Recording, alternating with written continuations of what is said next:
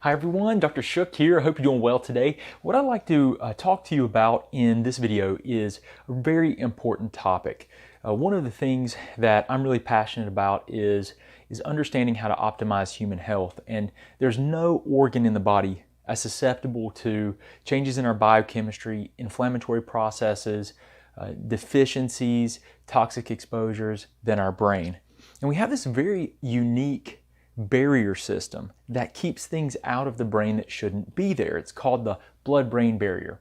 And I want to talk about this phenomenon that happens called leaky brain, when that barrier system that's supposed to keep the brain healthy actually breaks down. This is a major problem, and it is linked to a number of different neurodegenerative or brain degenerative conditions. So I want to talk to you about leaky brain and a cause of brain degeneration. So did you know about that barrier system? Did you know about the blood-brain? We call it the BBB, or blood-brain barrier. It's amazing. See, these barrier systems in the body, they are immune system barriers. So what they do is they keep things out of the bloodstream and away from the immune system that shouldn't be in there, right? So it's selectively permeable, meaning it lets things, I try to simplify it, lets the good in and keeps the bad things out, right? So it's this barrier system that lets things through to nourish the brain, so the brain can have optimal function and carry out normal physiology, but it keeps things out that could cause it harm.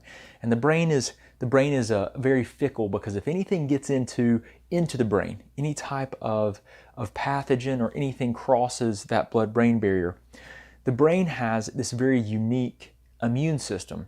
And the immune system is made up primarily of these cells called glial cells. And these glial cells are extremely reactive. Anything comes into the brain, they react and create massive collateral damage, damaging surrounding neurological tissues, and really creating a lot of damage that can affect brain function.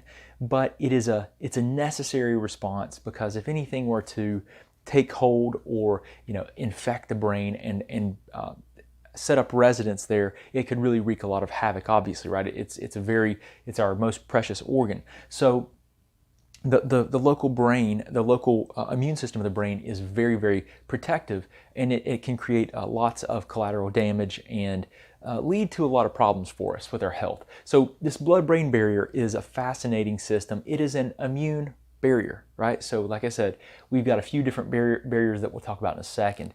So you might have heard of leaky gut before. A lot of people have heard of this term of leaky gut, where the intestinal lining, which is also, very interestingly, selectively permeable, right? It keeps things in the GI tract that you want to pass out as waste, keeps things in that should stay in and be eliminated, but it lets things from your food, the nutrients and vitamins and minerals from the food into the bloodstream, right? So it selectively lets things through and keeps other things out. But just like the brain barrier, the gut barrier can break down. We call it leaky gut. When things get through into the bloodstream that shouldn't be there, it creates a massive inflammatory response. It is what we think is the gateway to autoimmunity. Alessio Fasano is a pediatric gastroenterologist, so he studies the GI tracts of babies, and he's a researcher at Harvard, and he has taught us a tremendous amount about leaky gut, or the scientific term is intestinal permeability, right? This permeability, this leakiness. So this is a barrier system. This is your GI tract wall is a barrier, just like the blood-brain barrier.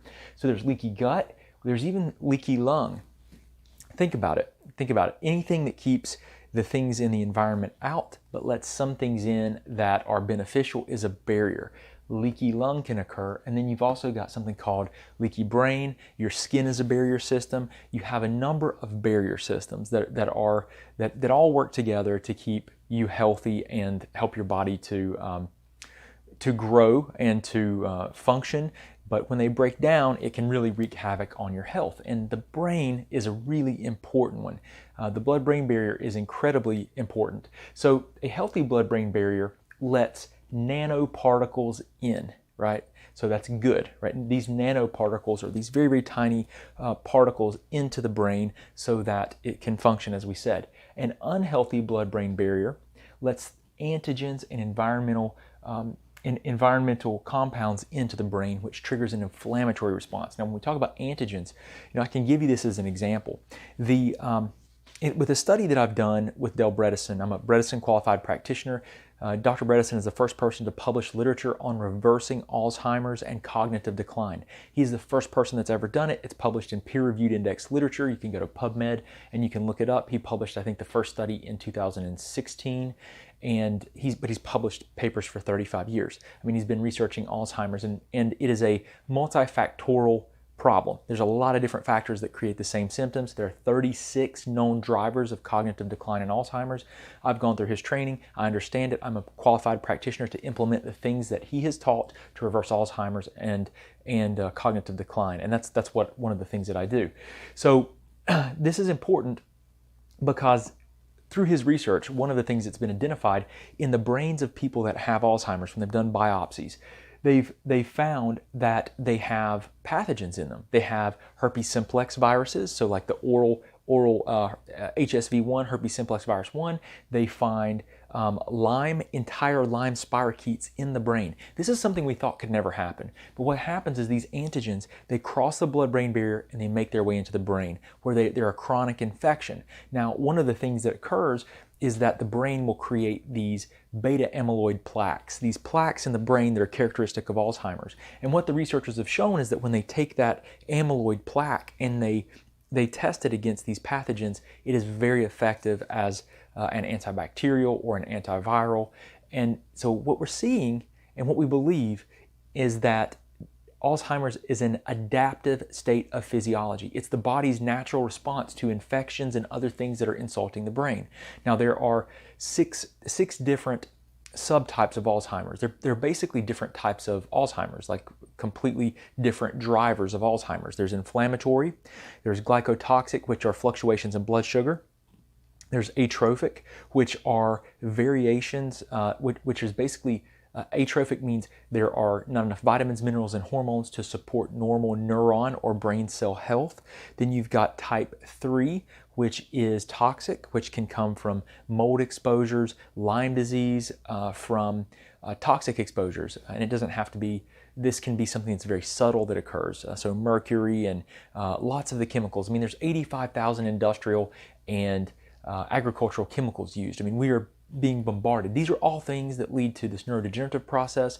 There's cerebrovascular, which is the number 4, type 4, and then type 5 is traumatic. Now, these are all the subtypes. There's 6 total that contribute to cognitive decline and Alzheimer's.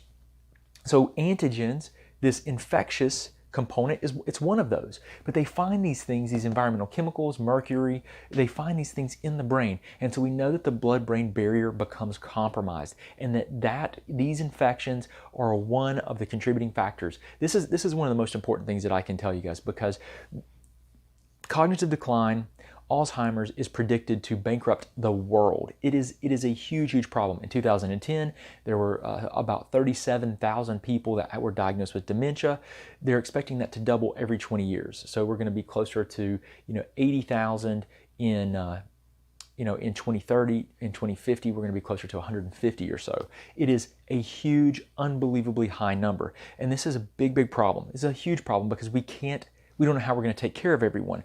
We have got to do things today. And there are a number of things that we can do today to help people through Dr. Bredesen's research to slow, halt, and even reverse Alzheimer's and cognitive decline. And it really looking at these barrier systems and understanding these factors that promote it are the first step. So why does this happen? Why does this blood-brain barrier break down? Well, blood sugar fluctuations, everything I just mentioned, the 6 subtypes and the 36 different drivers. Now, I can't list all the drivers, but you get the idea. Anything that drives inflammation, blood sugar fluctuations, cortisol, which is a hormone, it's your stress hormone. If it's chronically high, it is toxic to the neurons, to your brain cells. Inflammatory, so anything that drives the inflammation high, again, the infections, food reactivity, so immune reactions, chemicals, pathogens. Pathogens are bacteria, viruses, parasites, fungi, all these things that can drive an inflammatory process.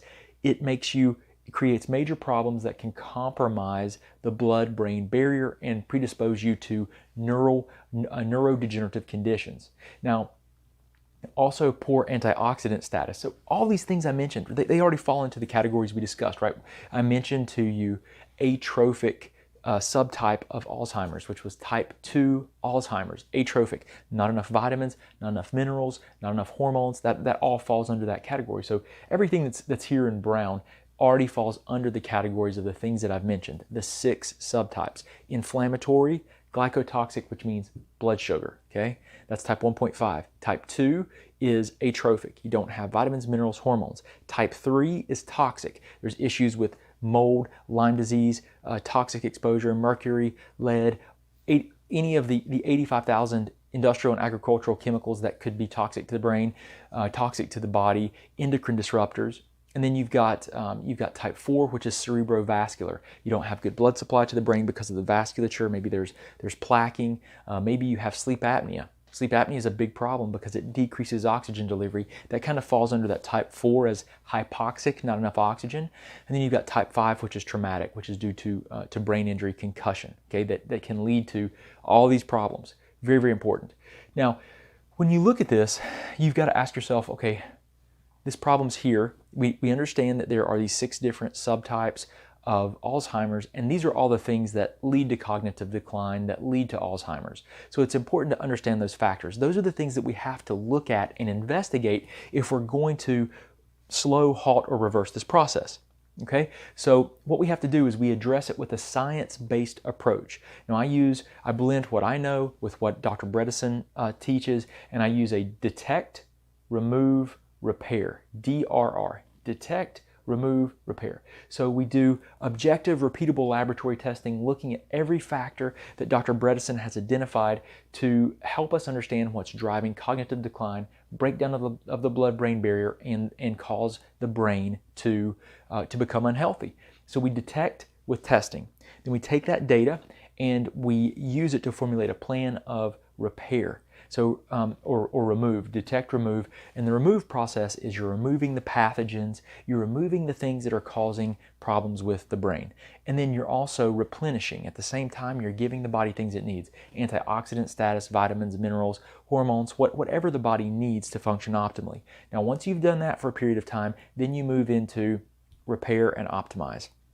And repair and optimize is once you've cleaned things up, you want to repair the damage that's been done to the best of your ability and optimize neurological function that remains. These are critical steps, and you have to do it in this order. You couldn't start repairing and trying to give the brain things to keep it healthy when you haven't done anything to detect or remove the problems because you don't know what you're dealing with. So if you just start taking vitamins and supplements, you're wasting your time and your money. And quite frankly, when you take vitamins, if you don't know what you're addressing or why you're taking vitamins, you're wasting time and you're wasting money that you can never get back. When we're talking about the brain, you've got to understand that the brain, the nerve cells, which are called neurons, they are finite in number. When they die, they don't go through a process of cellular division and multiplication. They don't go through a process called mitosis. They are post-mitotic, we call them. So they do not multiply and divide anymore. So when you lose them, they're gone. And when you lose so many of the nerve cells in the brain that they can't branch and touch one another to communicate and send signals, then what you end up with is major neurological deficit, okay, and major problems. It gets you closer to Alzheimer's disease. So we've got to take a science-based approach that does everything, takes every step that we possibly can, uses all of the information that we can possibly gather to put together a specific plan to your unique problems. Because when you look at this and you understand that this barrier system's there and that it can be compromised, we can actually measure its integrity. Did you know that we can measure its integrity by looking at the immune system and to see if the immune system is reacting to any of the components that make up that barrier? That barrier, the components of that barrier should not be in the bloodstream. If it is, then that barrier system is damaged and compromised. So we can look at that, and we do look at that. But we've got to consider this. These are major issues that many of us, many of our loved ones, many of our friends are facing, that humanity as a whole is facing an epidemic with, and we can do better. But we have to identify if there's anything that's driving inflammation. We have to look at blood sugar fluctuations and why can't the person regulate blood sugar. There's a number of different factors for all of these things. Then we have to look to see, is their vitamin and mineral status optimal? Do they have optimal hormone levels? You know, as we get older, we don't absorb from our food properly, we don't digest well, so there's a greater likelihood, nutrition's likely in seniors and people as we're aging, it's not as good because they tend to not cook as much. And then you've got to look to see, you know, are they living in a house that's full of mold, right? Are they living in a house that's full of mold? You know, are they genetically susceptible to having a chronic inflammatory response to the mold? Do they have, you know, exposure to Lyme disease? Have they had lead exposure? Have they had mercury exposure? Do they have those metals and chemicals in their body that they're having, and are they having an immune response against them, driving an inflammatory process? These are all questions we have to ask. You know, do they have sleep apnea? We've got to ask these questions. You cannot leave any stones unturned when you're trying to figure out what's going on here. So I wanted to share this with you because I think it's very important that you become aware of these potential issues. And as a whole society, we need to understand that there are things that we can do. These are real problems. We can quantify them. We can measure them. We can put together specific strategies to address them. Okay, very important to understand. So, you know, I work with people around the world, across the country. We help them to really dig to figure out what's going on with their health. We do very advanced diagnostic testing to help them uncover these drivers, and then we put together specific plans to help them the best of our ability get their health back, improve their brain health and their cognitive function.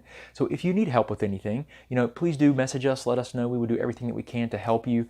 You can also, you know, I work with people via distance consulting, so we do video conferencing, we do, you know, remote work with people around the world and across the United States. All you have to do is, if you're interested in this, you know, I see two groups of people primarily that have these problems. There are people with thyroid-related issues and autoimmunity. Okay, if you have those problems and you're interested in learning about working with me as a distance consulting client, help, you know, with getting my assistance with looking at everything that's going on with your health, putting together a very specific diagnostic testing plan, and then putting together a plan of diet and nutritional supplementation to address the problems we find.